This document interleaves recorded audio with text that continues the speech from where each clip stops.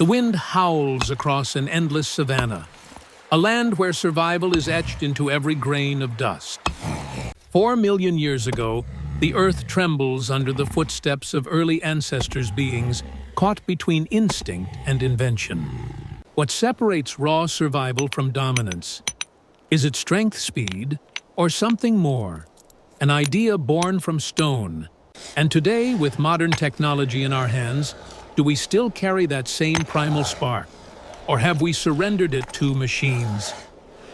The story begins not in silence, but in the thunder of need, in the clash between flesh and the unyielding world around it. A group of hominins moves cautiously through the tall grass, their eyes sharp, their bodies lean from endless journeys. Hunger gnaws at them, an invisible predator stalking every step. They come upon the remains of a fallen antelope, but lions still linger nearby. Teeth bared, the cats guard their prize. The tribe hesitates. They are not predators powerful enough to fight, nor scavengers fast enough to steal without risk. Yet something shifts. One figure kneels near a riverbed, gripping a jagged piece of basalt. His fingers trace the edge-testing sharpness, imagining possibility. He strikes one stone against another. Sparks of sound echo across the valley. A shard breaks free, sharper than tooth, harder than claw. In that instant, survival takes a new form. The tribe gathers curious, yet cautious. The tool passes from hand to hand, its edge glinting under the sun. Fear turns to courage. They creep back toward the carcass. The lions roar, their golden eyes aflame, but the hominins stand firm. With their sharp-edged stone, they slice through sinew and hide, carving away what nature denied. They are no longer helpless scavengers. They have become something else, creators of power, architects of survival. The first tool is not just a weapon or a blade. It is a symbol, a beginning, a doorway to the infinite. The scene shifts. Generations pass. The stones multiply, shaped, perfected, carried across landscapes. Hands grow skilled, minds grow sharper, and survival becomes strategy. What began as a single strike echoes through time, leading to spears fire and cities. And now, in the modern world, we swipe glowing screens, command machines with invisible codes, and bend nature itself with circuits and steel. But the question lingers. Have we mastered our tools, or have they mastered us?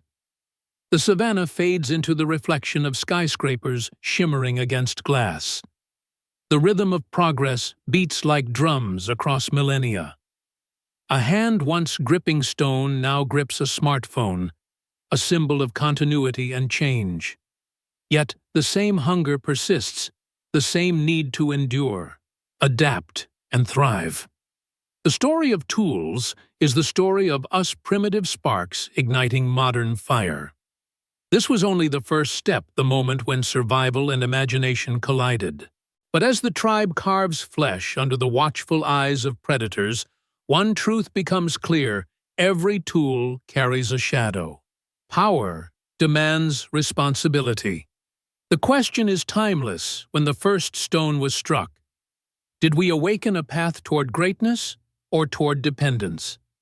And in the modern age, are we any different from those who once knelt in the dust, discovering the world through the edge of a broken rock? The sun climbs higher, and with it the pressure of survival intensifies. The tribe moves together across the parched earth, their hands gripping the stones that now carry meaning. The first tool is no longer just a discovery. It is a lifeline, a fragile barrier between existence and extinction. One figure crouches beside a fallen tree, striking a stone against bone. The sharp edge cracks through, revealing marrow rich with energy. The group gathers around, sharing in this new feast, their eyes widening as if they sense the shift, an invisible frontier crossed. Hunger. Once a merciless master has met its rival invention. The days that follow are marked by experimentation.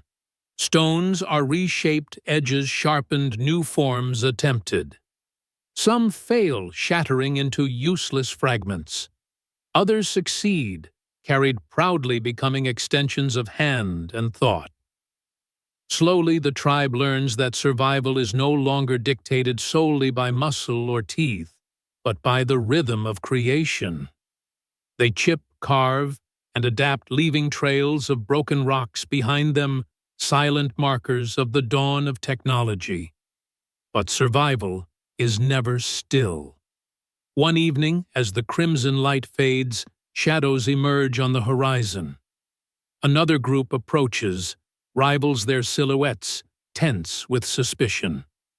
The air thickens, the threat of violence hovering like a storm. Both tribes grip their stones, tools that can feed or defend.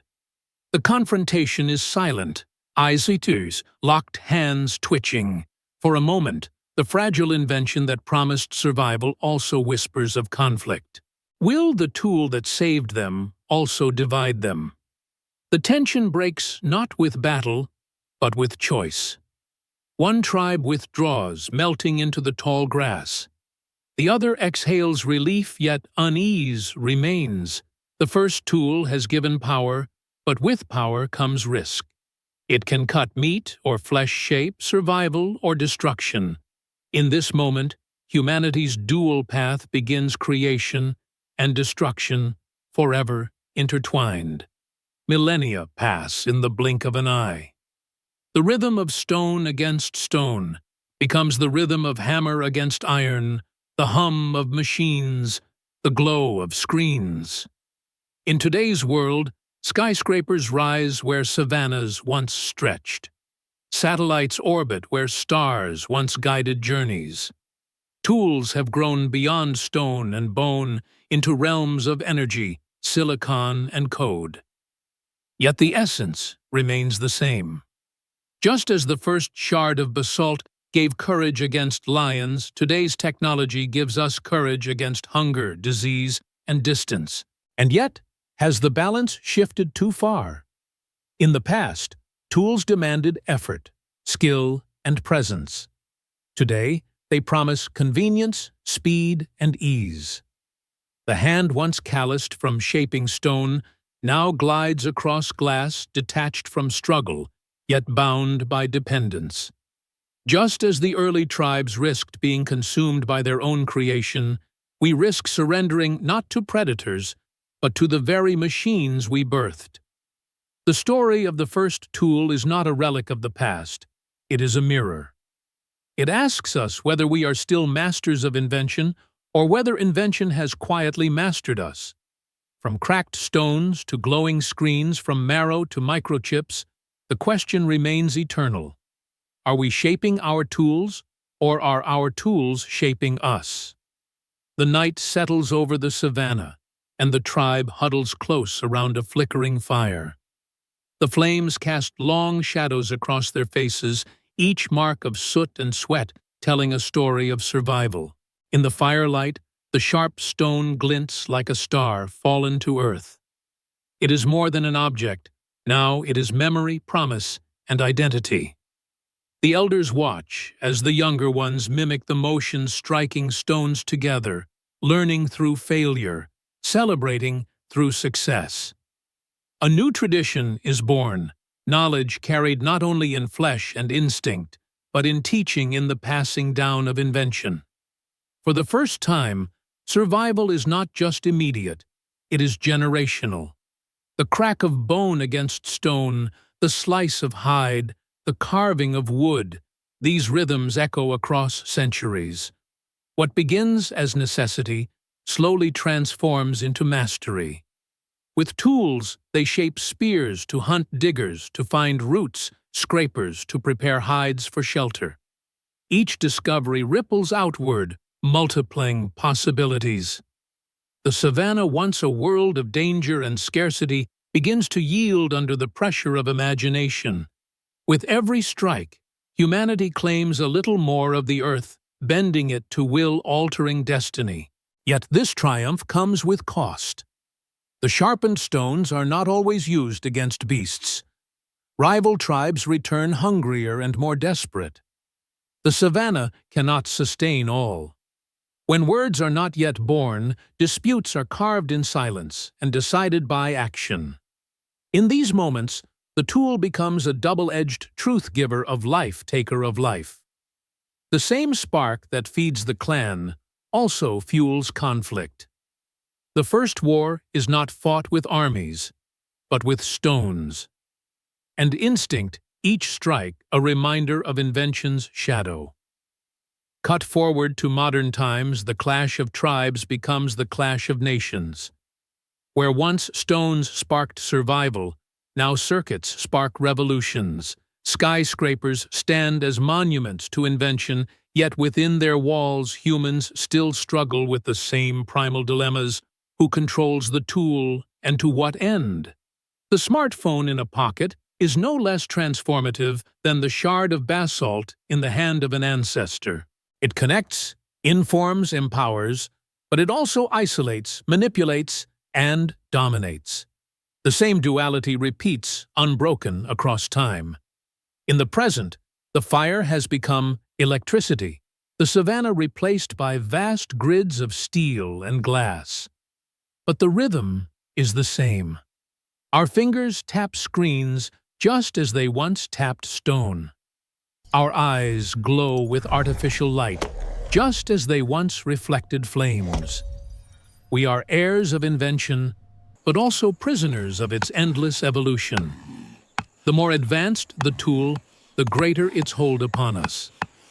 Still, the lesson of that first moment lingers. Tools are born from need, but they endure through choice. The tribe that struck stone against stone planted a seed of resilience that has carried us across millions of years. The question is no longer whether we can create, but whether we can balance creation with wisdom. The stone and the screen are bound by the same truth. Every invention carries both salvation and peril.